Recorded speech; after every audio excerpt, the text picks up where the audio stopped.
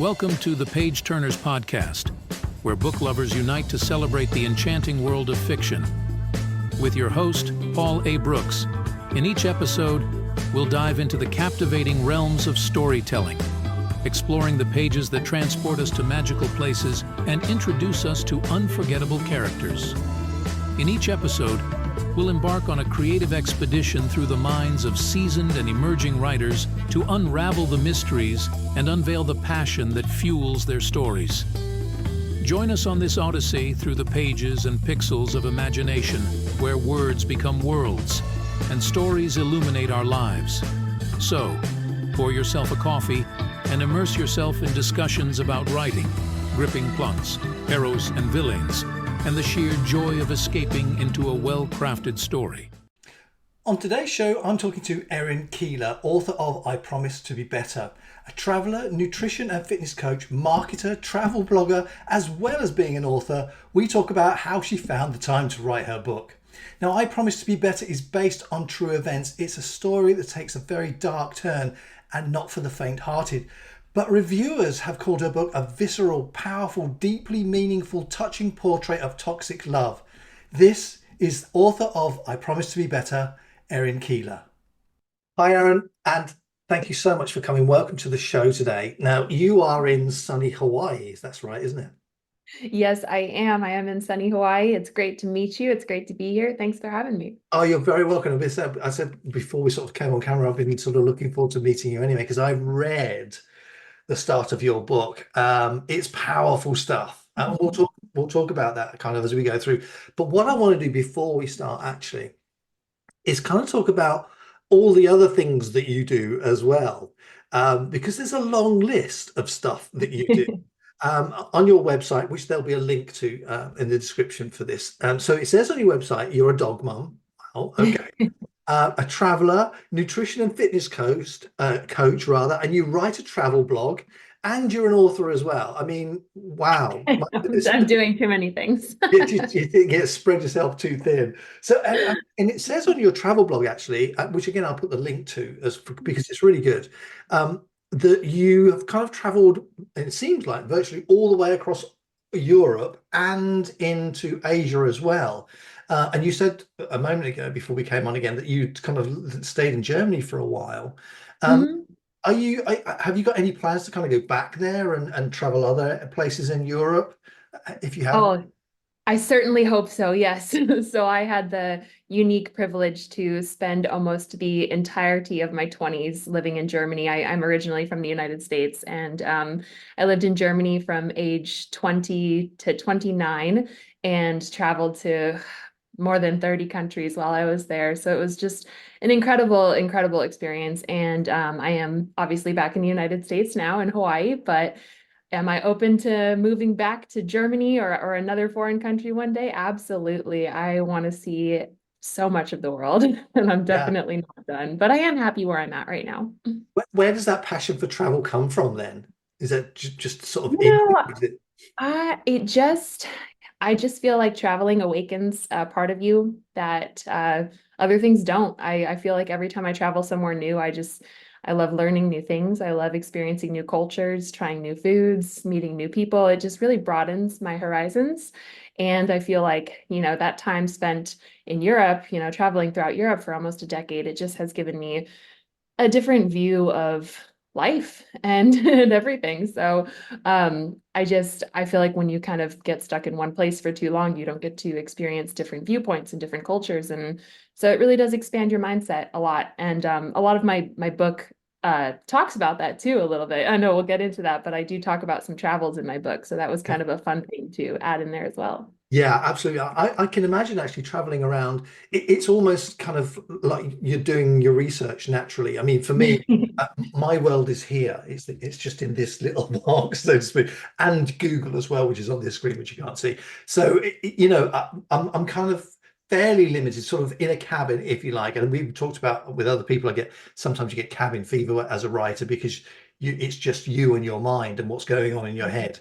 So it can be quite a sort of a lonely thing. But I can imagine, as you've said, if you're kind of out and about and meeting new people and that sort of stuff, you're kind of absorbing new information, new experiences that can potentially come out in your writing. Have you found that?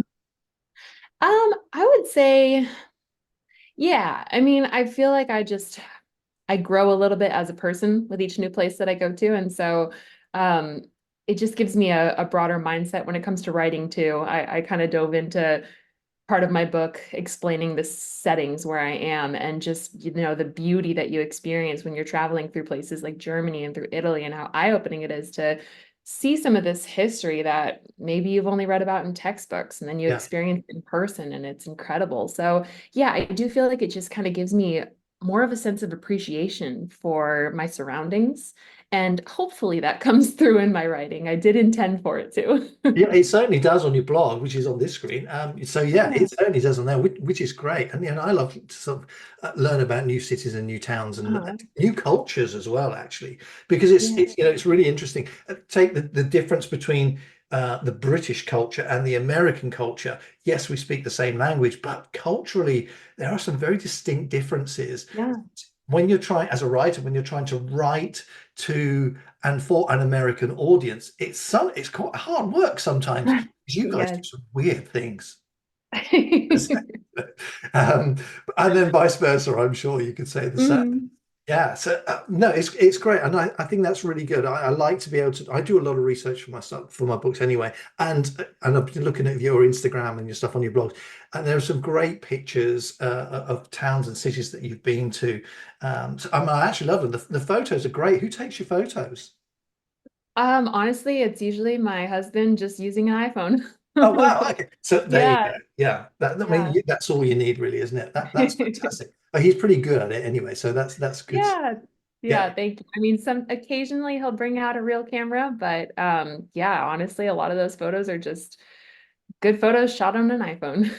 yeah. Well, that's exactly that's all you need, really. So, Mhm. let's talk a little bit about your kind of fitness and nutrition side of things as well, Sure. because you run, is it what is it? So one-to-one coaching kind of Yeah. your corporate So clients. Go on, sorry, talk about yeah, that a little bit. it's a little bit, honestly, that part of me is a little bit on the back burner right now. Fitness and nutrition has always been a huge pillar of my life, and it still is. I'm just not actively coaching in the sense that I used to. So for a while, that was a great side hustle for me. I would work one-on-one with clients. I would also offer some corporate wellness sessions, so briefings to larger teams. Right now, I'm a lot more focused on my full-time job, which is also with a fitness company. So Mhm. I kind of got to take, for a while I was splitting my time between my career and my passion, and I was able to merge those two. So now my career gets to be where my passion is, which is really good for me. So yeah, I'm not doing as much coaching as I have in the past, but I am still working full time in the fitness industry, and it is a big part of who I am. Yeah, that's great. Again, it's best of both worlds, really, isn't it? I suppose I'm doing the same because, as we said earlier, I never shut up. I just keep talking. So it's really nice just to be able to talk to other authors about writing and their books and all that sort of stuff, which is kind of my passion. And this is kind of like my day job, if you like, although it is Yeah. 9 o'clock at night now. But it's it's it's such a pleasure to be able to speak to other authors about writing and their passions as well, particularly. And I think we said before we sort of started this recording is that you do marketing for them as well. Is that right? I do, yes. So my full-time career is in marketing. I do marketing for a fitness company. They build outdoor gyms and manufacture custom fitness equipment. So they're producing some very cool stuff, and I'm very excited to be a part of the team. They're called Beaver Fit, and I do all of their marketing for the United States. But we also have a branch in the UK, so I get to work closely with my UK marketing counterparts. So I know exactly what you're talking about when you say the differences Yeah, can yeah, sometimes be a challenge, but yeah. we always make it work. Yeah, it's amazing stuff, really, isn't it? Those differences, Mhm. sometimes they're huge, or sometimes they're tiny. You can kind of get around them, but yeah, I Uh-huh. know exactly what you're talking about because you guys use some weird words that What can I say? I think we both do. I think we do. Yeah, Yeah. absolutely, we do. Yeah. So the marketing side of things, are you talking about doing social media, Instagram, Facebook, Twitter, or X, Yeah. or that kind of Yes, stuff? I do a lot of our external public facing communications. So social media, website, email newsletters, blogs, press releases, all of the kind of written communication that comes out of the brand is where my strong suit is. Yeah.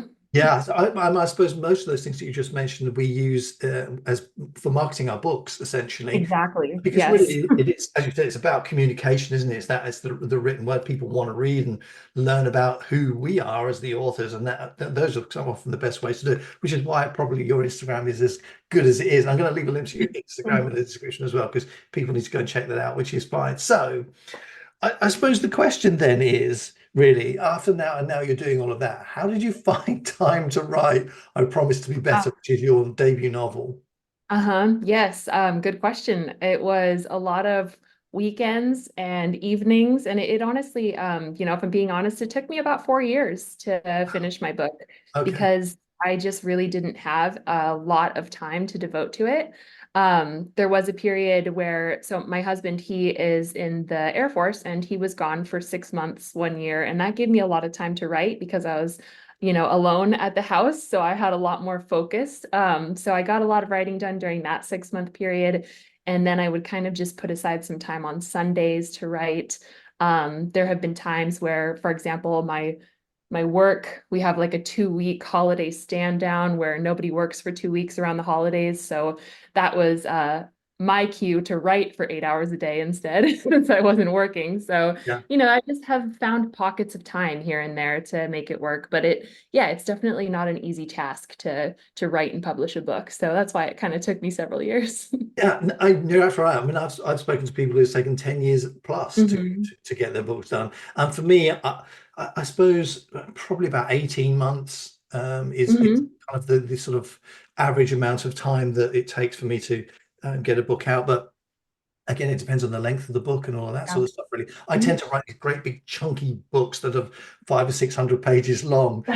So that, yeah, they do take a bit of time to do. Yeah. So your book is contemporary women's fiction. That's right, isn't it? Is that Yes. Mhm. the genre that it's in? Um, Now, I mean, the title, I Promise to Be Better. Mhm. And we'll get into what the book's about shortly. But it strikes me, and when I was kind of reading through what was on Amazon, and everyone should go and read that. It strikes me that it was a book that you had to write. Was it something Mhm. in you that you felt that, right, I need to get this out and the world needs to know? Is that kind of how it happened for you? You are exactly right. To be honest, I never had an aspiration to publish a book or to be an author until I had a story to tell. Yeah. So my book, it is a fictional story. However, it is based on true events, and those true events are from my life, from a former relationship that I was in, and that relationship, it left me with a great deal of trauma that I had to sort through. Hmm. And so one of the ways that I started to heal my trauma was through writing, which was actually encouraged to me by a therapist several years ago, to sort through some of my worst memories by writing them out on paper. Right. And through that practice, it provided a good sense of healing. It provided a lot of catharsis. And I got to a point eventually where I had written somewhere between 10 and 20,000 words of just memories. And I thought, I could turn this into something. I Yeah. could turn the story into a novel. And I decided, because I had the story to tell, I fictionalized it, I added elements to it, I turned it into a story that could be published, and that's how it happened. It was never really like I'm gonna write a book. It was more so I'm writing to sort through some things that I'm dealing with, and the final product I felt was worthy of publishing. Yeah, absolutely. And absolutely it is. I mean, even the title itself, it suggests someone who's in pain. Mhm. And I think you come from what you said and from what I understand of what the book's about and the sort of things that happened, that it is very much a healing journey that kind of goes Mhm. through, it kind of I felt like that. I really felt it. And I said people need to go and read that on certainly the part on Amazon and pick it up because it's got some fantastic reviews as well, Thank you. which is amazing for a debut novel. It's absolutely really fantastic stuff. So you said it took you about 4 years to write it. When your husband was away and you did sort of discipline yourself to do it, Uh-huh. did you sort of come up with a writing routine where you got up in the morning and did X number of words or X number of hours? How did you write it? Because people are always interested in not Yeah. only the story but how you write it. I would love to say that I was that organized, but the truth is, it was like whenever I had a pocket of time or whenever I had inspiration, I would just pull out my laptop and start writing. And I never really had a target word count to hit per day or per session.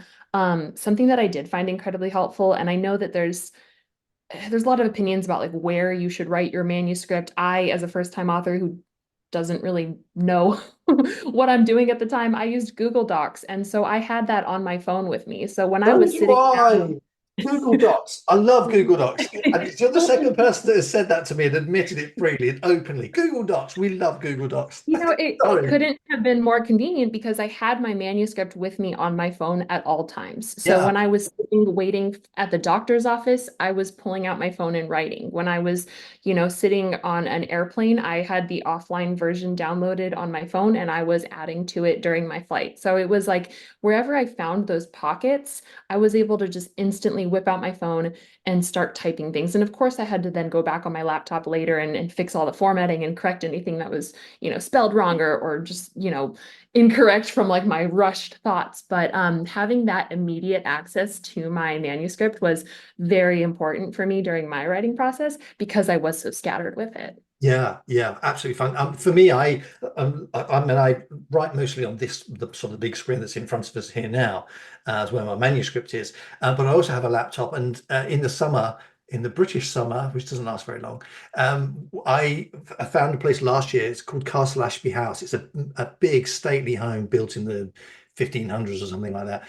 Absolutely stunning. They've got sort of an orangery and a huge garden. They opened a new cafe there, and there's a picture of it actually on my Instagram. Uh, and I would spend a couple of weeks up there writing just a cup of coffee, left alone outside with my laptop. Off I went. Um, Lovely. it was absolutely beautiful. Got quite a lot done there as well, actually, Yeah. as well as doing people watching and things like that. Yeah. But yeah, absolutely beautiful. I understand what you're saying about writing as and when you can, because I've tried to be structured, and I've said this before. I've tried to do a set number of words per day or a number of hours per day, but I just can't do that. I'm a little bit too. I'm a little bit more impulsive, like you. When the words are there, they've got to come out, and it doesn't Uh-huh. where or when they've got to come out. So I'm kind of with you on that. So would you say that you're more of a pantser then than a plotter? I would say, yeah, in some ways, yes. So my story, because it's based on true events, I kind of always knew how it was going to present itself. I knew what the events would be. I knew what the ending would be, obviously. But when it came to the way that I was going to present these things and, the emotion that I was going to convey and the quotes that I was going to use, those things were very much like a pantser type of reaction. I would get ideas while I was driving and I would like have to whip out like a quick voice note on my phone like to just like say to record what was in my head, or I would get thoughts right before going to bed at night because my mind is always so active when I'm trying to fall asleep, and I would just think about like, oh, I really really want to write about this thing, and I'd have to type it down into a note on my phone really quick. So yeah, it was like when it came to the sculpting things together, I was definitely a pantser. I didn't write things in order. Like I didn't start at the beginning and work my way chronologically to the end of the book. I wrote some of the final chapters first. I wrote some of the beginning chapters later. I wrote some of the middle chapters, like everything. I always knew the general flow of what the novel was going to be, but I kind of tackled like some of the easier parts first. And then I went to the parts that I knew were going to be harder to write, and I did those last. Mm. So it was a little bit all over the place for a while. And I know my writing journey is probably not similar to many other people's, but just being honest, it was a little bit all over the place, and I'm really happy with how it all came together. Yeah. Did you find then that as it was sort of, I was going to use the word chaotic, but that's not quite the Uh-huh. right word. Um, as it didn't have, it wasn't kind of a linear journey, so to speak. Yeah. Did you find that elements of it changed when you kind of needed to sort of start pulling all the pieces together? Definitely. Yeah. I feel like I wrote and then rewrote and then rewrote. And then like every time I read it, I was rewriting pieces. For the most part, I mean, the events in my book, they're all based in truth. So I wasn't like making up new events, so to speak, but the way that I wanted to convey those events definitely changed. The language that was used, the dialogue that was used, the emotions that were described. Every time I read it, I kind of had another level of like writing that I wanted to put into it. Yeah, yeah. So take us through, I promise to be better then, in terms of the story without kind of giving too much away. I mean, I think people can kind of already know what the story's about, but um, describe some of the characters that you've used, the fictitious side of it particularly. Yeah. Yeah, so yeah, over to you. Tell us about the book. Sure, thank you. Yeah, so just a heads up, there are some dark themes covered in this book. I'm obviously not going to speak at length to any of those topics, but just in case anyone could potentially be triggered, I will talk a little bit about how the book covers domestic abuse, cheating, infidelity, things like that. So the book follows the love journey of teenage Emily. So the book starts when she's 16 years old and her boyfriend Shane. And the pair get together when she's 16 and he's 22. So right off the bat, there's kind of this imbalanced relationship with an age gap. And the story goes on to explore just how complicated a toxic relationship can be. So for Emily, it's her first experience with love. She doesn't have the greatest role models in her life to know what a healthy relationship looks like. She has grown up with divorced parents, an absent father, and she doesn't really know what healthy love is. So she follows the lead of someone who is older and more experienced, who unfortunately leads her down a very dark path. And so as the novel goes on, the novel actually covers a 7-year time span, which is a lot to condense into one novel. Yeah. But as time goes on, we see Emily experience some very hard times. The relationship becomes very manipulative, very toxic. There's an element of narcissism and gaslighting, and eventually infidelity and abuse. So it does dive into some very heavy topics, but my goal there was to be as open and vulnerable as possible with what it looks like when you're in the throes of a relationship gone wrong, and just how complicated it can be when you find yourself in that situation. I think there's a lot of people out there who immediately wonder, if your husband or if your boyfriend or your significant other of whoever shape or gender or form, if they're abusive to you, why don't you just leave? Why are you sticking around? That's a very common question. And Mm. it is extremely hard to understand the complexity and the intricacy of being in a relationship like that until you are in it, because it is very isolating and very confusing. So through my book, I wanted to convey just that battle, that internal battle, that isolation, that confusion, and ultimately that goal to finding yourself and finding your strength and finding your empowerment. Um, so without giving anything away, yes, you will go through Emily's 7-year journey through a very toxic relationship, and the book will make you angry. It will make you sad. But I do want to say, without a ginormous spoiler, like obviously since it's based on my life and I'm doing well, the book has a positive ending. So Yeah.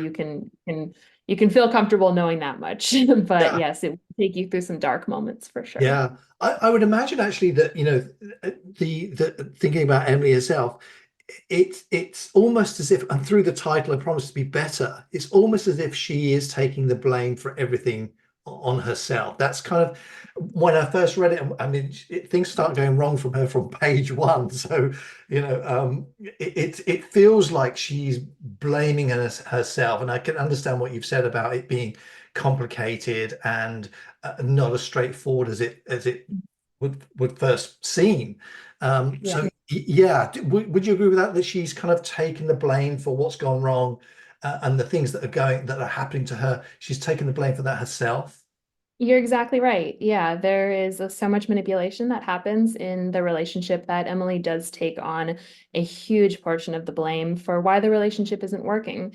And the title, I Promise to Be Better, it is a theme that is woven throughout the book. Yeah, So almost immediately, you see Emily start to feel like she needs to be better, like the things in her life aren't working because she isn't doing this or that, or she isn't good enough at this or that. And so it's this theme that really weaves through the chapters of the book, and it gets used in different contexts, and all the way up until the end, that theme is very relevant. So yeah, it really, there's even an element of on the other side too, when the toxic person does something really bad, typically the way that they win the victim back over is to promise to be better. I'm sorry that I hurt you. I promise I won't do it again. I'm sorry that I cheated on you. I promise I won't do it again. So there's an element of this I promise to be better theme that is going on throughout the book, yeah. on both sides. And so, yeah, I like that you brought that up. Yeah, as I said to you right when I first read the title, you can just feel it. It's almost as if the title is just telling you exactly what's going to happen, and which, of course, that's great. That's exactly as it should do, which is fantastic. I mean, some of the reviews, I mean, it's got quite a few, but some of the reviews, I've written some down here. I've just got four out of Mhm. the many that are there. But it says, I inhaled this book from start to finish. So, that immediately says to me, this is just a book that you can't put down. The story is so compelling. And I would have to agree with that from page one. It just grabs you. And I wanted to read more right as I kind of got to the end of it and thinking, oh, no, don't stop me there. Tell me more. Visceral, powerful, touching portrait of toxic love. And you kind of just described that exactly. Courageous and deeply meaningful. When you wrote it, and when you sort of felt that, right, yeah, I need to write this, did you find it hard to write, or as you said, it was part of a kind of the therapy to help you heal? Did you find it easy, or this might be a silly question, but was it easy or was it hard to write? Yeah, there was absolutely an element of hardness when I wrote this. And that's kind of why I jumped around in the writing process, because I Mm, knew there were scenes that I really didn't want to write. yeah, yeah. Because it's a deeply, deeply personal story. And there were parts of it that, when I started writing it, I hadn't processed that trauma. So I was processing the trauma in real time as I was writing it. So the book was I mean, to back up slightly, when I started going to therapy, some of these events in my life I had never told anyone about at all. So I had some secrets that I had been, they shouldn't have even been secrets, but I had these events that had happened in my life that I just didn't feel comfortable sharing with anyone. Mm, And it took me many years to start sharing those things with someone, and that was my therapist. And even with her, I found that I couldn't share these things with her. I couldn't speak them out loud. My body would start to just go into panic mode. It was like I was experiencing symptoms of PTSD. I couldn't move through talking about the experiences with her with spoken words. And so that's when she encouraged me to write, because she thought writing might be an easier practice. And man, was she right. yeah, yeah, It was difficult. I won't say that it was easy to just spill these words onto my laptop, and I cried a lot, which was necessary. I think it really helped me move through some of the emotions and some of the memories. And with the element of making it a fictional story, I also got to kind of write some of the things that, maybe I didn't know how I felt in the moment, but looking back on it, I could put voice to some of those emotions. Um, and so writing it, it helped me process those experiences. And it just provided this incredible sense of catharsis. mm, And it was hard. I mean, it was probably one of the hardest. I consider this one of like the hardest things I've done to date. But also one of my greatest accomplishments because just the burden that it lifted off of my shoulders when I got to release it into the world and let other people read it. I mean, that was terrifying, but it was just this incredible release, and just a very cathartic experience. Yeah, yeah, I can completely agree. I can understand that totally because one of the other reviews, it says it's a page turner and it's a must read.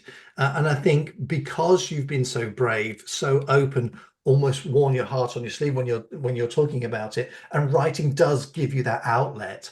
Mhm. It does make it for such a good read. Where did you get the characters from? The fictitious characters. Where did they come from?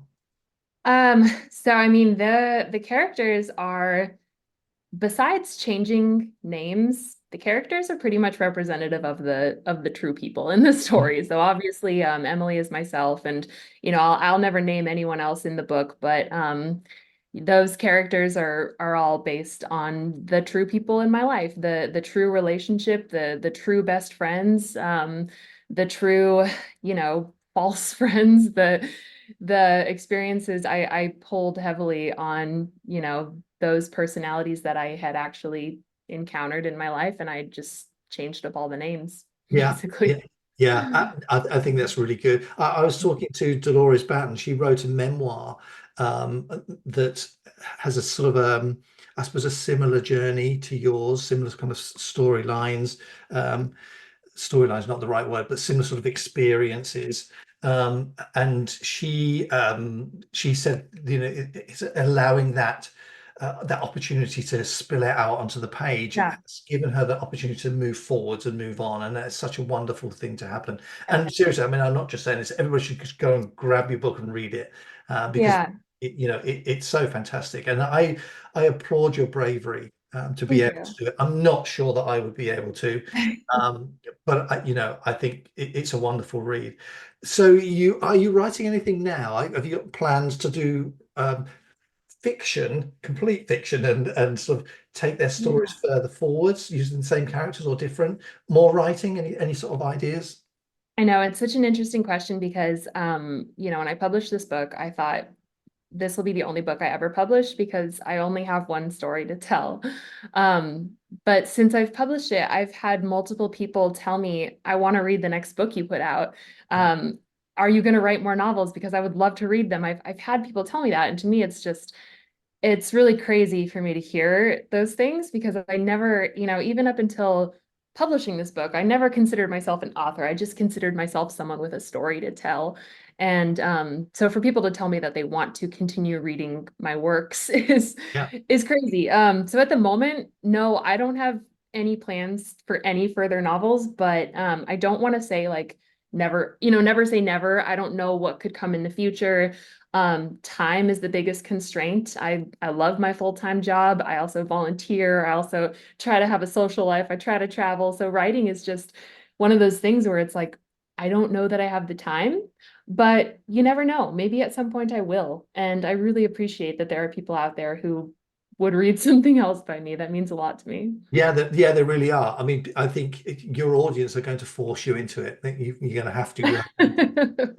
Yeah, because I think there's an opportunity not only to potentially help you move forwards, but also to for your readers, for people who are maybe experienced and have experienced something similar, um, to learn from your experience, to learn other things, to learn new things, to help them move forwards as well. I think that's a great opportunity.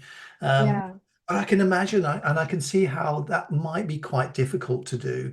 I suppose Yeah. because it is so visceral and so deep, everything that you've gone through, to try and then make a story, make it completely fictitious would make that quite hard, but it would be a Yeah. great book. I've absolutely no doubt if you've got round to do it, Yeah. that's It's true. I mean, I wrote just a lot of this book just felt like so much of a diary.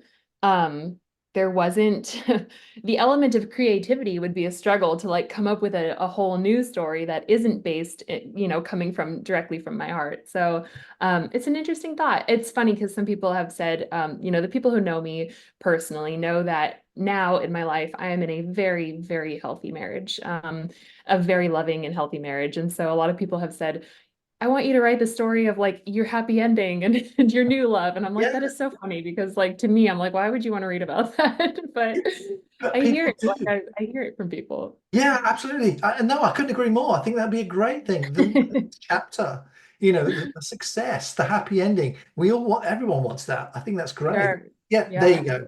There we go. We've brainstormed it. That's what you got to write now. That's it. Yeah, that's No great. promises. No, right, okay. Well, look, listen. So, where is the book available right now? Is it just on Amazon, or are you sort of wide, or where is it?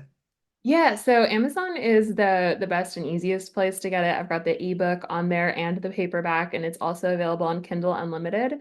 I also published through Ingram Spark, which means that local bookstores and libraries and retailers, they can order my book to stock it on their shelves. I don't know that any have.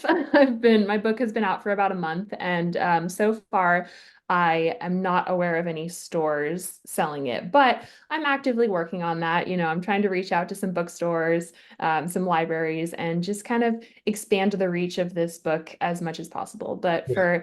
for any readers listening, it is on Amazon, both ebook and paperback. Absolutely. Well, listen, Erin, thank you so much for coming on today. Let's wrap things up there because I think we'll leave it on a high like that. That's absolutely fantastic, and I would encourage people to go and read and buy your book. Absolutely, because it is one of those books that just grabs you, and you can't help but want more. So, thank you for writing it, and thank you for coming on the show. Yeah, thank you so much for the opportunity. I'm really happy to just have the chance to speak about it. And I'm very grateful for the time and the support, and look forward to hopefully meeting some more readers. Yeah, absolutely. That's great. And listen, you must let us know when you do write your next one. You must reach out and let me know so we can get you to come on. We'll talk some more. Thank you so much. I appreciate it. Thanks, Erin. See you soon. Bye bye. See you. Thank you for joining us on another captivating episode of the Page Turnerz podcast. We hope you enjoyed delving into the pages with us, discovering new stories, and revisiting beloved classics. If you're as passionate about books as we are, don't forget to subscribe to our podcast and leave a review. Your feedback keeps us bringing you fascinating discussions, author interviews, and book recommendations. Remember, the adventure never ends when you have a book in hand. Until next time, keep turning those pages and let the magic of storytelling continue to inspire your imagination. Happy reading.